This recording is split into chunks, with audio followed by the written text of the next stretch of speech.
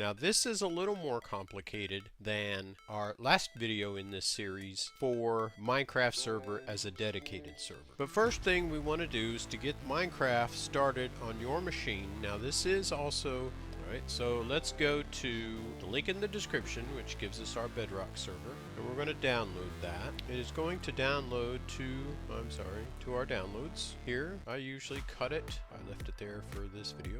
Usually I cut it and drop it on the C drive. Once on the C drive, I created a new folder called Minecraft server, and in there I moved our Bedrock server and just right click and extract here, and it extracts most of these files. Alright, so once that's extracted, we want to run our Bedrock server one time so that it starts. We can see the ports that it's requesting, all those things, right? Once it's started, it says server starts, all you have to do is type stop and it quits. But what it's done is it's created all these extra directories for all the resources and all those things. So we want to run it one time by itself. But now that it's done that, we want to right click on the server properties, and we want to edit with Notepad, of course. Now, some of the things we want to change, server name, you can select survival, creative, or adventure, and we're going to do survival because Hawk and I like to play survival. I do set it on easy for Hawk, but there is peaceful, normal, and hard as well. We do allow cheats on our server because we like to cheat when we build, because we like to make some stupid monstrosities. Max players 10, of course. Online mode true. You always want to make sure this is true if you're playing multiplayer, or if you have people from the outside coming in.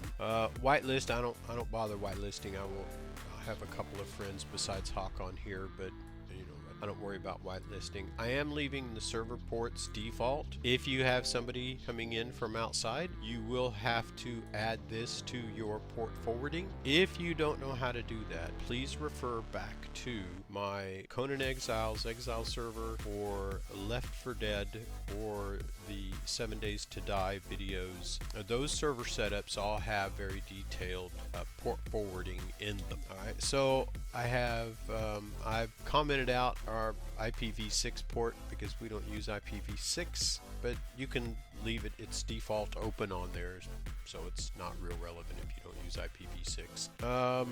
So some of the other options, your tick distance and some of these others, I don't care to change. I just leave them blank or whatever the default is. Alright, so our server properties are completed. So we're going to save those. And once they're saved, we are going to go back and run our Bedrock server. So we're going to run it. We're going to minimize that. Now, if you will look in your directory, there is a server how-to HTML. That is this file. Here it says to run this exception. So what you're going to do is you're going to type in CMD, and you're going to right click run as administrator. Now, I will tell you that having done this a gazillion times, if you run this, it may or may not work. It may or may not, for a lot of reasons, and there are too many to get into here. But a command that I have found that I do have in the description is this. It uses the same checknet isolation.exe. It does it a little differently and a little more pointed. I see what might be the problem. But this works every time. This is the command I have put in my script. So I have the server started. I need to get into my game. I need to run this command first. You should see it say OK before you move on to starting your game. Once this says OK, you can close it. Server is running. So you will need to know your local host IP address. How you find that is simply open up your command prompt, type in ipfig, enter, and it tells you right there your IP address.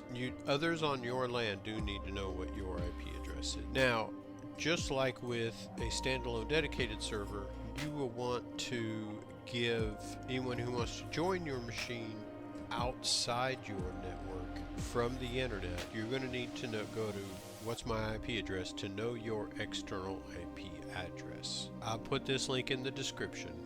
Get your external IP address and the port you've configured in the server properties for your server. I'll show you how to connect here. Alright, so we're going to play. You'll see our default is 6, so it already sees our dead server. So what's different is we can't get the server name's just a text string. It's not overly relevant. What it does care about is that you can use localhost as the server IP address. The application knows localhost is pointed to its local loopback, which is 127.0.0.1. Now, I will tell you in just a second, as soon as, because this in my ear, the bloody music is unfreaking bearable. 127.0.0.1 is your internal local loop.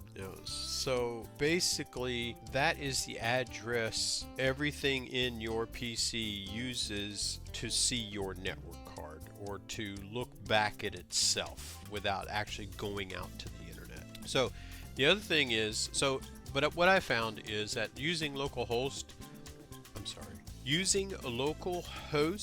will sometimes cause issues, and people in my research, people have been going from localhost to the actual loopback address.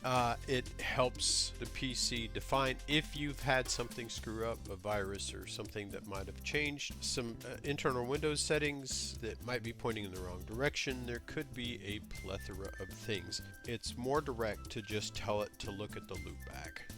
Avoid yourself a lot of headache and just put in the 127.0.0.1. Your port can be any port you specify in your server properties config. Now, I've left this on the default port because I'm only connecting to my machine locally, so the port's not overly relevant. If I had friends on the internet who wanted to come in, again, make sure that you have put those ports in your firewall, in your port forwarding rules. If you don't know how to do that, see 𝐋𝐢𝐧𝐤𝐬's server or my Left 4 Dead or 7 Days to Die servers. Those tutorials have very detailed port forwarding in them. So we're going to save this configuration and we are going to join the server and we're in our game.